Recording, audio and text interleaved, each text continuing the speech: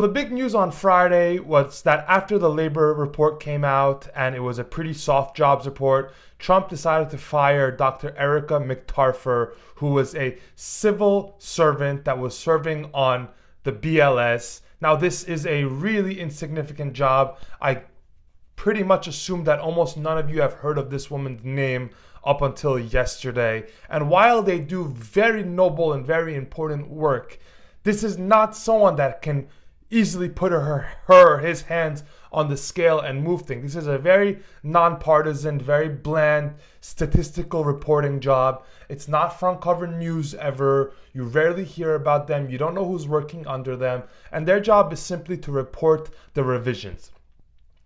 Now, Trump fired her seemingly on the premise that in recent months and years, there has been an increasing size of revisions to this data. And given the fact that there are all these revisions, this is somebody that is worthy of being relieved of her duties because she is simply not performing her job.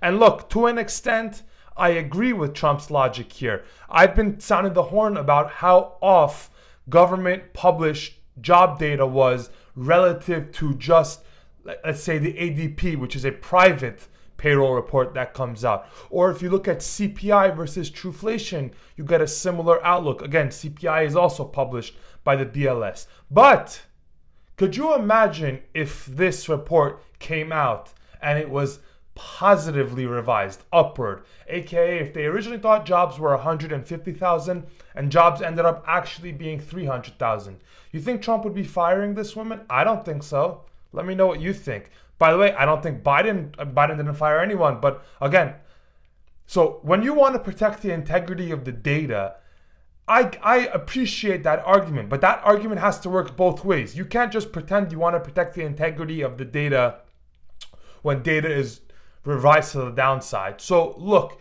that's what I've been thinking about this lately. And just as a general thought, I think he's got the right idea here. But I think his motives are quite nefarious, and I think he's doing this only because he is negatively impacting himself. Now let's go to the second order effect, because this is frankly more important.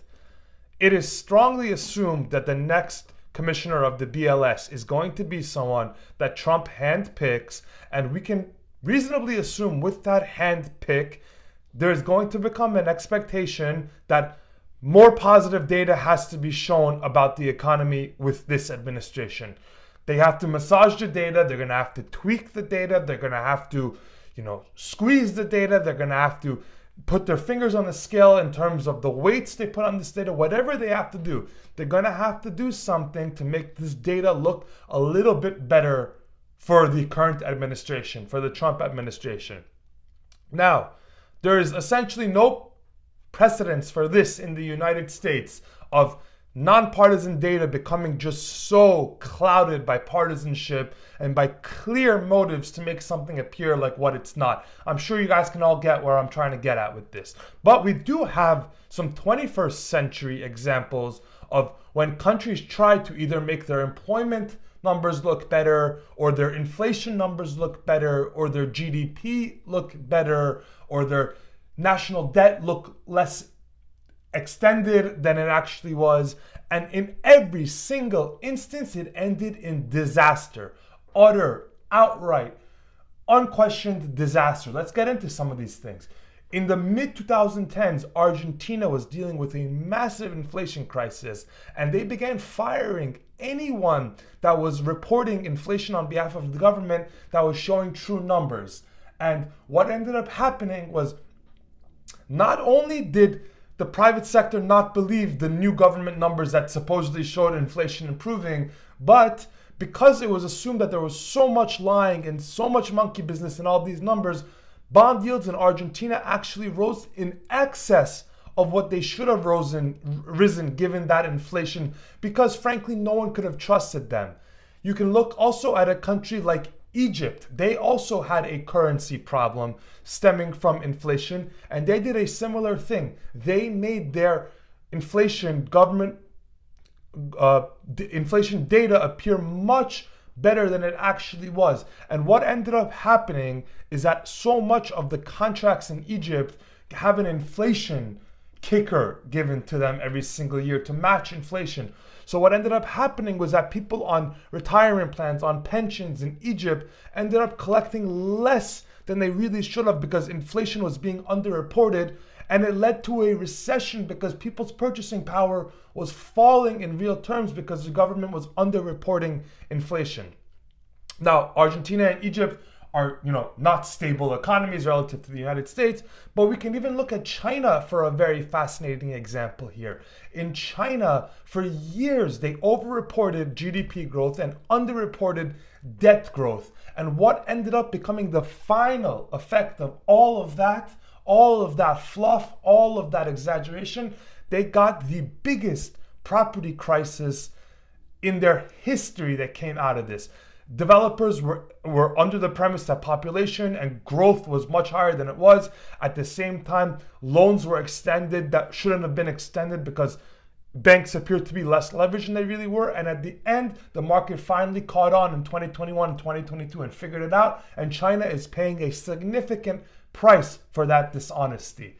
So look, this might not happen in the United States, but it's clearly the trend that we're going in. Right? We can always change it, but it's clearly the trend that we're going in. And history shows you don't gain much from doing this because frankly, market participants, the private sector is too smart and they'll see through the lies and they'll punish the government for those lies in the form of higher borrowing costs, lower economic growth, less investment, less growth all around.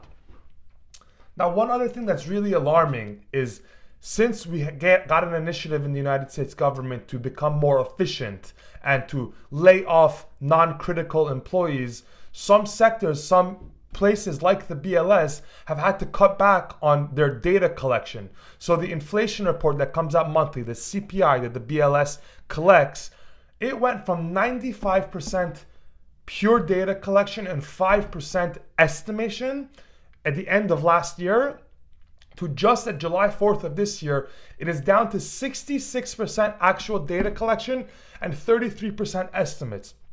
1/3 of inflation right now is being estimated. I'm not kidding.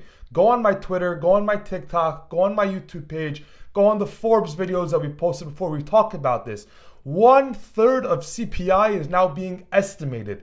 That is not an accurate way of measuring CPI. I always talk myself about how I just don't see how inflation is 2.5%. I live a life. I have housing costs, I have food costs, I have health insurance costs, I have childcare costs.